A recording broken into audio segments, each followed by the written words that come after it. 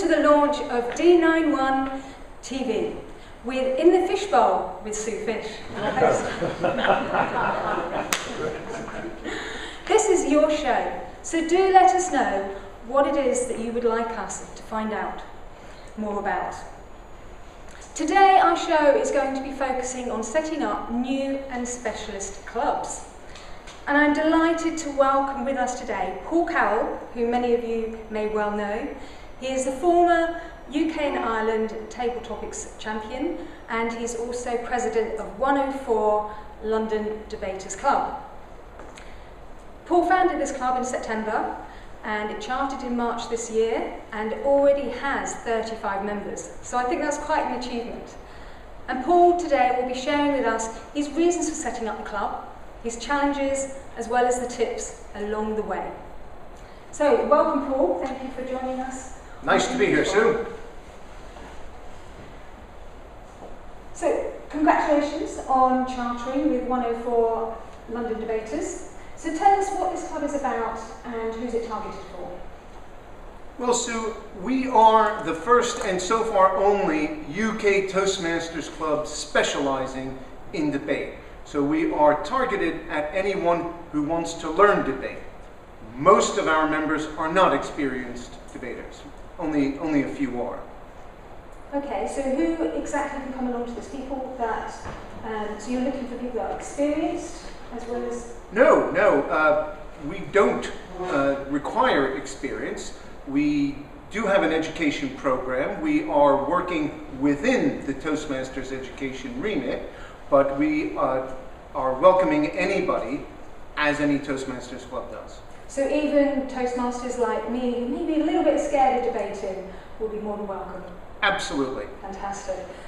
So you've kind of addressed this, but tell us more about why this needed to be addressed by normal clubs than Toastmasters.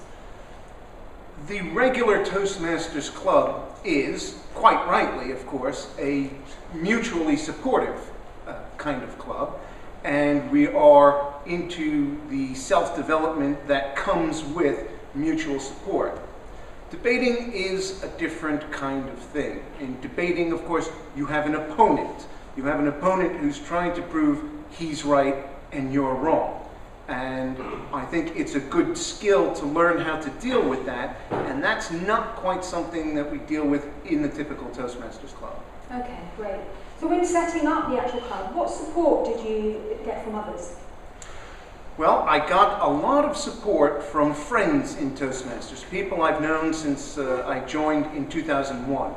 And a lot of Toastmasters who left, who got their CCs and left because they had reached a certain plateau, a lot of them came back because this was a new and different skill. Okay, so it sounds like a lot of personal contacts and networking. Yes, yes. How did you get people along to the, how did you get the committee together? How did you? Well, getting the committee together was, well, like many of the things, it wasn't as hard as I thought it would be. There were keen people at the club. There were people, some of whom had served on other club committees, who were willing to do their roles again at 104 London Debaters. And since they were all interested in the club's success, it wasn't that hard to recruit them. Okay. And how did you get people along to the first meeting? Well, that we set up our club sponsor, George Chiesa, set up a very extensive, aggressive, even Eventbrite campaign, and I called all the debating friends I have, because I do belong to several non-Toastmaster debating societies. So all the Toastmasters that I knew who had expressed an interest in debate over the years, and a number of people from those societies came along. So it sounds like you've been planning to set up this sort of club for a while, debating. Well, I hadn't actually. I'll let you in on something, Sue. The club wasn't my idea. It was George's idea, and I'll admit I was at first skeptical, and I didn't think there would be as much demand as there was. Okay. So it's exceeded expectations.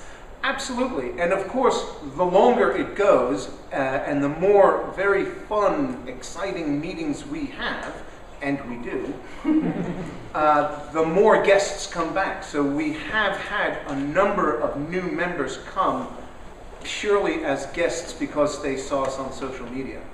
I was going to ask about social media, so how did you use that?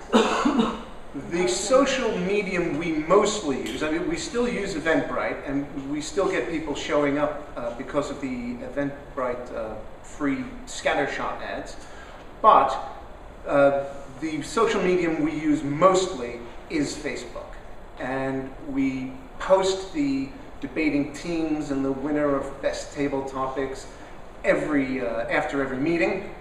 And we tell them all, okay, get your friends to start liking this because it raises our profile. Because of that, we've had a connection, a series of connected likes from friends of friends of friends, which has involved a few people who didn't know anything about Toastmasters showing up at our pub. Great, so obviously very effective use of social media. So what were the meetings like to start with? You started in September, what were they like? Well, we had to find our feet. As I say, there are only 2 experienced debaters in the club, and so we had to do a lot of groundwork education.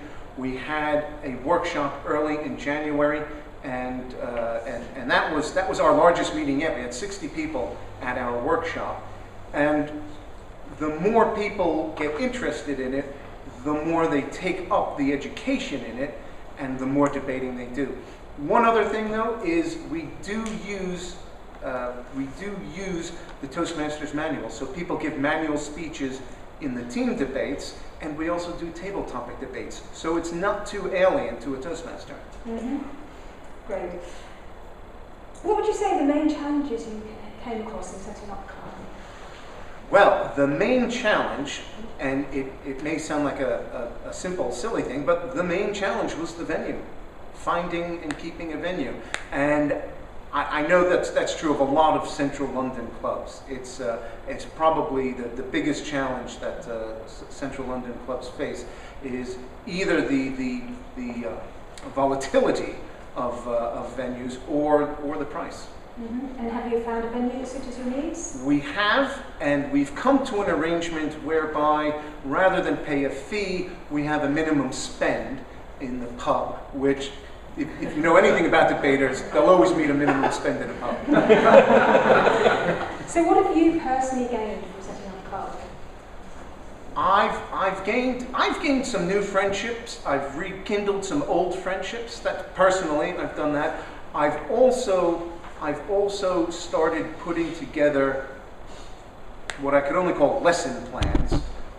As one of the experienced debaters in the club, lesson plans, or Toastmasters speak, educational speeches on various aspects of debate. So I've been actually focusing and concentrating a lot of my own attention on debate education and training, which I intend to use elsewhere. Great, okay. And what one piece of advice would you give to our viewers who may be thinking of setting up their own club? I would say it isn't as hard as it looks at first. There's a lot of legwork, there's a lot of phone calls to be made, and phone calls are better than emails.